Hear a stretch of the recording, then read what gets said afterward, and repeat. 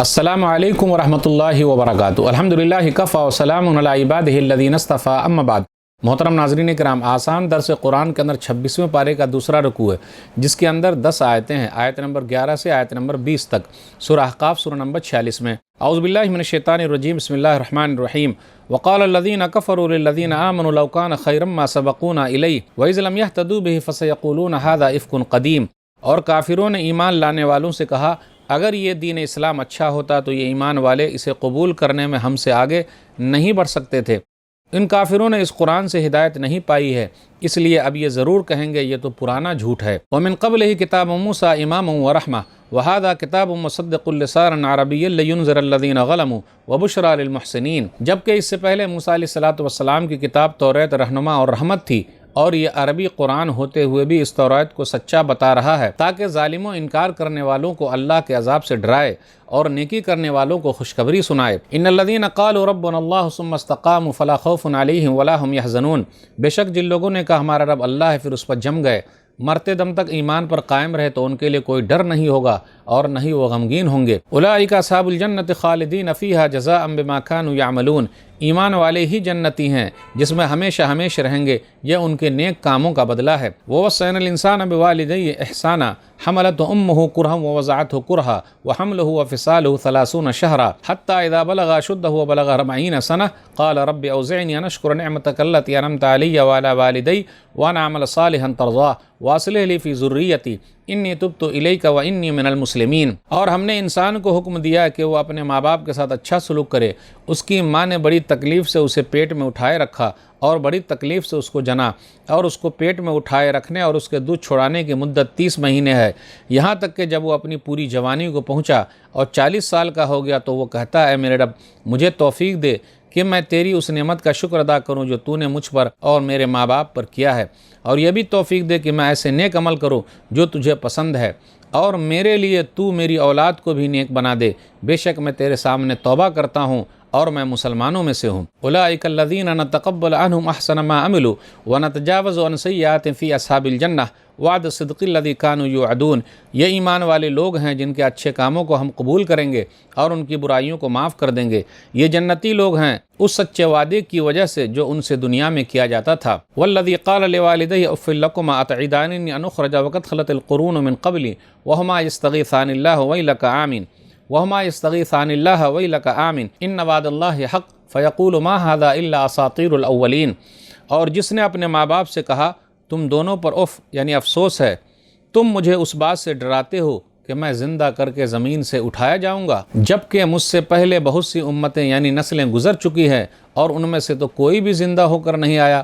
اور ماں باپ دونوں اللہ کی دہائی دے کر اللہ سے فریاد کرتے ہوئے بیٹے سے کہتے ہیں، افسوس ہے تجھ پر، تیرا ستیہ ناس ہو، ہماری بات مان لے یعنی ایمان لے آ، بے شک اللہ کا وعدہ سچا ہے۔ تو وہ کہتا ہے، یہ تو پچھلے لوگوں کے افسانے یعنی کہانیاں ہیں۔ اولئک الذین حق علیہم القول فی امم قد خلت من قبلہم من الجن والانس انہم کانوا خاسرین۔ یہی وہ لوگ ہیں جن پر اللہ کے عذاب کا وعدہ ثابت ہو گیا کہ جہنم کو جنوں اور انسانوں سے بھر دوں گا، ان جناتوں اور انسانوں کے گروہوں کے ساتھ جو ان سے پہلے گزر چکے ہیں، بے شک وہ لوگ گھاٹے یعنی نقصان میں ہیں۔ وَلِكُلٍّ دَرَجَاتٌ مِّمَّا عَمِلُوا وَلِيُوَفِّيَهُمْ أَعْمَالَهُمْ وَهُمْ لَا يُظْلَمُونَ۔ اور مومن اور کافر ہر ایک کے لیے اس کے کاموں کے حساب سے اچھے یا برے درجات ہوں گے، اور تاکہ اللہ ان کے اعمال کا انہیں پورا بدلہ دے اور ان پر کوئی ظلم نہیں ہوگا۔ وَيَوْمَ يُعْرَضُ الَّذِينَ كَفَرُوا عَلَى النَّارِ اذهبتم طیباتکم فی حیاتکم الدنیا واستمتعتم بها فالیوم تجزون عذاب الہون بما کنتم تستکبرون فی الارض بغیر الحق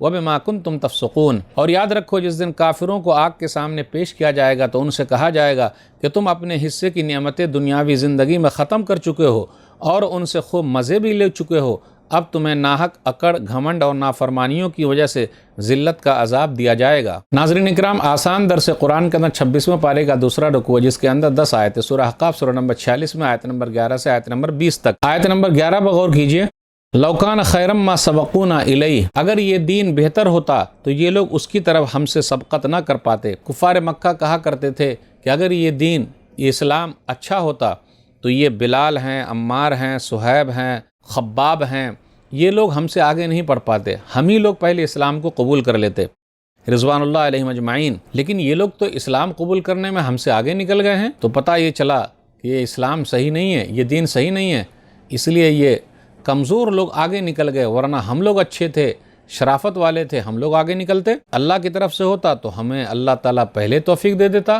ہم ہی لوگ پہلے قبول کر لیتے۔ آگے آیت نمبر 15 پر غور کیجئے، حملت امہ کرہا ووضعتہ کرہا وحملہ وفصالہ 30 شہرا۔ ماں باپ کے ساتھ احسان کا ذکر ہے، خاص طور پر ماں کے ساتھ، کیونکہ ماں تکلیف میں اٹھائے رہتی ہے اور تکلیف کے ساتھ جنتی ہے۔ اس کا اٹھائے رہنا اور اس کا دودھ پلانا 30 مہینے ہے۔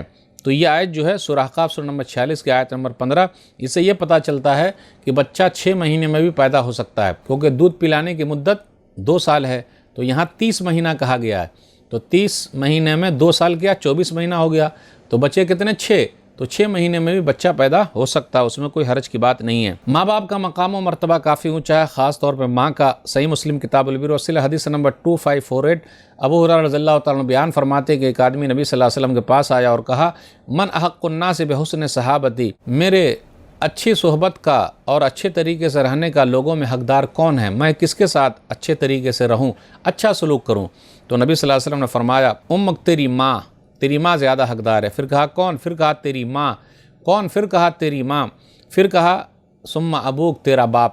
تو ماں کو یہاں 3 درجہ زیادہ مل گیا 75، اور باپ کے لیے 25۔ ماں کے قدموں تلے جنت ہے اور باپ جنت کا دروازہ ہے۔ سنن نسائی کتاب الجہاد حدیث نمبر 3104، معاویہ بن جاہمہ کہتے جاہمہ نبی صلی اللہ علیہ وسلم کے پاس آیا اور کہا، یا رسول اللہ اردت ان اغزو، اللہ کے رسول صلی اللہ علیہ وسلم میں جہاد پہ جانا چاہتا ہوں اور میں آپ کے پاس آیا ہوں تاکہ میں آپ سے مشورہ کروں۔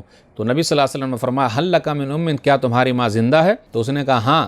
تو نبی صلی اللہ علیہ وسلم نے فرمایا، فالزمھا فإن الجنۃ تحت رجلیھا، جاؤ ماں کی خدمت کرو، ماں کے قدموں تلے جنت ہے۔ تو یہاں ماں باپ کی خدمت کرنا ایک جہاد کی طرح ہے۔ باپ جنت کا دروازہ ہے۔ سنن ترمذی کتاب البر والصلہ حدیث نمبر 1900، نبی صلی اللہ علیہ وسلم نے ایک آدمی سے کہا، الوالد اوسط ابواب الجنہ فإن شئت فأعز ذلک الباب او احفظہ، باپ جنت کا دروازہ ہے، چاہے تو تم اس کی حفاظت کرو یا اس کو تم برباد کر دو۔ آئیے ذرا کچھ اشعار دیکھتے ہیں ماں کے بارے میں کیا ہے۔ ماں سے بڑھ کر کوئی نام کیا ہوگا، ماں سے بڑھ کر کوئی نام کیا ہوگا، اس نام کا ہم سے احترام کیا ہوگا۔ جس کے پیروں کے نیچے جنت ہے، جس کے پیروں کے نیچے جنت ہے، اس کے سر کا مقام کیا ہوگا۔ اور باپ کے بارے میں دیکھتے ہیں، پالا تھا بوڑھے باپ نے بیٹوں کو ناز سے، پالا تھا بوڑھے باپ نے بیٹوں کو ناز سے، آگاہ کر کے رکھا تھا ہر ایک راز سے، بیمار تھا تو حال بھی پوچھا تک نہیں، میت پہ آ رہے ہیں ہوائی جہاز سے۔ ہو ہی رہا، دیکھ رہے ہیں آپ۔ اور کسی نے کہا، باپ روٹی ہے، کپڑا ہے، مکان ہے، باپ ننھے سے پرندے کا بڑا آسمان ہے، باپ ہے تو گھر کی زندگی پر رونق ہے، باپ ہے تو بچوں کے سارے سپنے اپنے ہیں، باپ ہے تو بازار کے سارے کھلونے اپنے ہیں۔ تو ماں باپ کا مقام و مرتبہ کافی اونچا ہے، اسی کے بارے میں یہ ذکر ہوا۔ آج کے درس سے بس اتنا ہی۔ اللہ سے دعا ہے کہ اللہ تعالی ہم لوگ قرآن کریم کو پڑھنے، پڑھانے، سمجھنے، سمجھانے، عمل کرنے اور لوگوں تک پہنچانے کی توفیق دے، آمین۔ والسلام علیکم ورحمۃ اللہ وبرکاتہ۔